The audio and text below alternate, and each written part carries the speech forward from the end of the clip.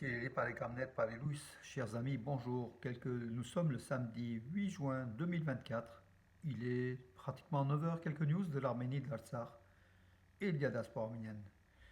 Tout d'abord, donc l'émotion était intense hier à Valence. Donc Valence a fait ses adieux à Sarkis Bertizian, disparu trop tôt, à l'âge de 40 ans. Le voilà donc dans ce dépliant qui fut distribué à l'église évangélique arménienne hier à Valence, qui était pleine à craquer tout simplement pour le dernier hommage que les amis, que la famille, les amis, les proches ont rendu à Sarkis Bertizian, disparu justement à Montélimar le 15 mai dernier, dans sa 40e année.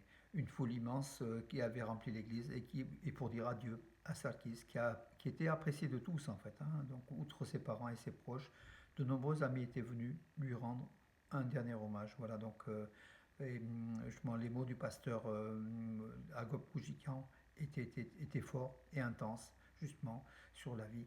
Il a affirmé ces derniers mois, il voulait revenir à Jésus et voulait redécouvrir la Bible et le message du Seigneur. On l'a récemment vu à l'église évangélique arménienne de Montélimar. Comment dirais-je, l'un des souvenirs était aussi que Sarkis, il y a de cela quelques semaines en fait, hein, il avait été présent au baptême de ses parents, Vartan et Uri Bertizian.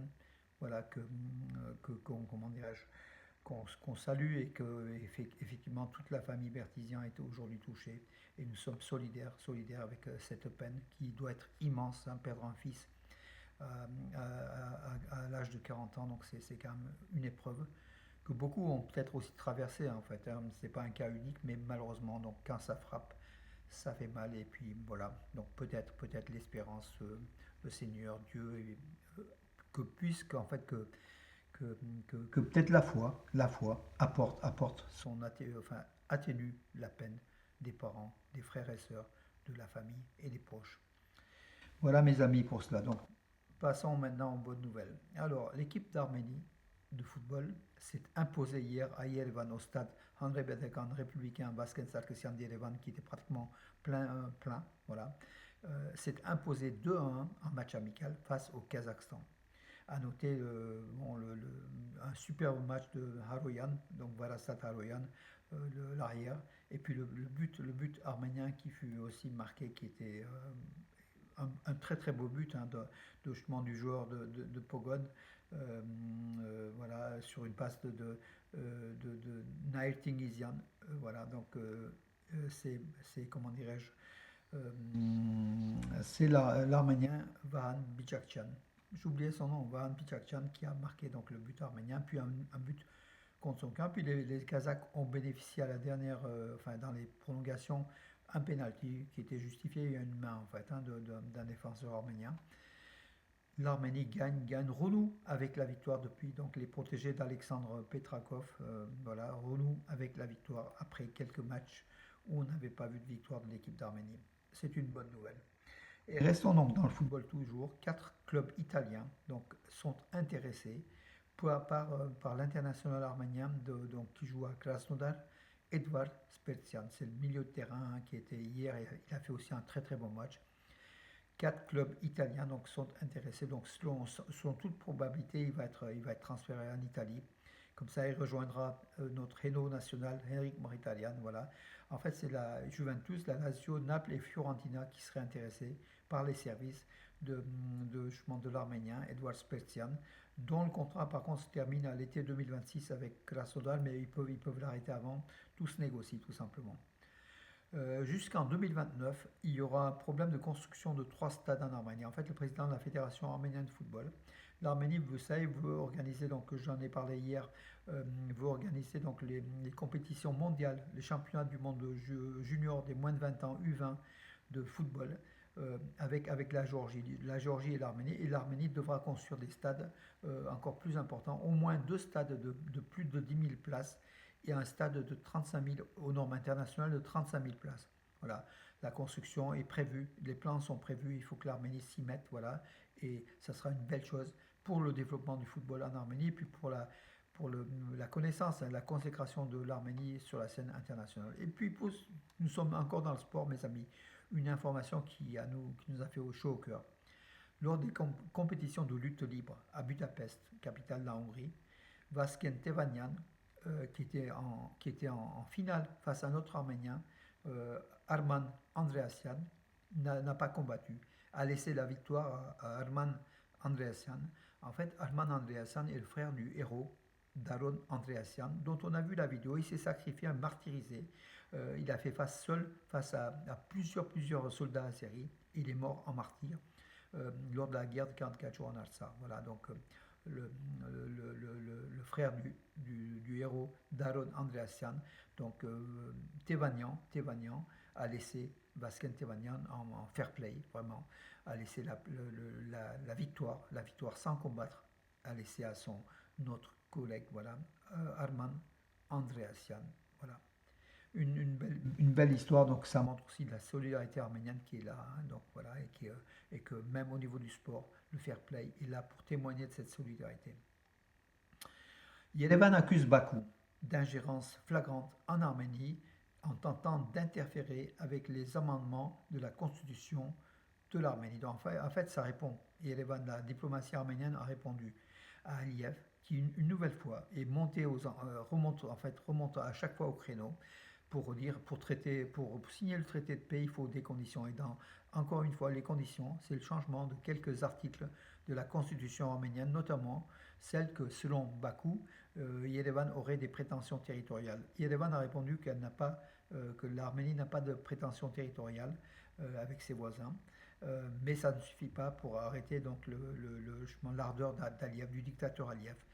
Et donc Erevan a répondu de façon assez ferme en disant voilà, ingérence de l'Azerbaïdjan, comme d'ailleurs ingérence de l'Azerbaïdjan en France, hein, donc par la Nouvelle-Calédonie, par la Guyane, par la Corse.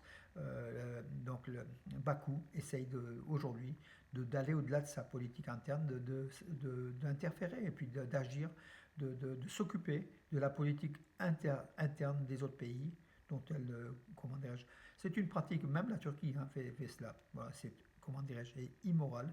C'est contre les lois de la diplomatie internationale. Mais bon, c'est le dictateur Aliyev hein, qui a eu l'idée et il essaye de poursuivre cela. En Arménie, l'âge minimum pour le mariage donc, sera de 18 ans, de au moins minimum de donc 18 ans, sans exception. Donc il n'y aura pas d'exception. Jusqu'à présent, c'était 18 ans, avec des exceptions, avec le consentement des parents, du père, enfin mais même cela, ça a été enlevé. C'est le député, en fait, Rustam Bakoyan, qui est un député donc, au Parlement arménien, qui est d'origine yézidi. Et les yézidis sont une communauté concernée justement par des mariages très tôt, hein, dès l'âge de 15-16 ans. Voilà, donc en Arménie, les citoyens d'Arménie ne peuvent pas se marier avant 18 ans. C'est une proposition d'un texte qui a eu l'approbation du gouvernement arménien. Il va sans doute être voté par le Parlement pour être validé. Hein. Voilà, donc aussi c'est une bonne chose que les filles puissent se marier après 18 ans. Voilà.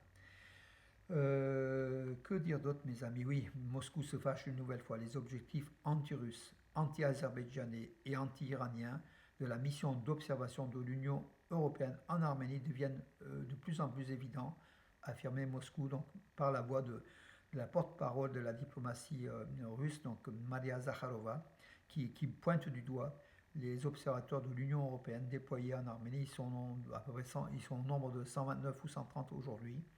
Aux frontières de l'Arménie, ils surveillent effectivement depuis leur arrivée de cela il y a un peu plus d'un an. Il y a beaucoup moins d'attaques aux frontières de l'Arménie, mais ça ne plaît pas à Moscou puisque c'est la présence de l'Union européenne au Sud-Caucase qui est un gâteau réservé d'après Moscou à la Russie. Hein, voilà. Et avec la complicité de la Turquie et de l'Azerbaïdjan. Et maintenant, donc, le Moscou met aussi l'Iran dedans, Téhéran dedans, en disant que ça dessert aussi des intérêts iraniens. Or, jusqu'à présent, ces observateurs n'ont rien fait de particulier. Ils sont là juste pour observer.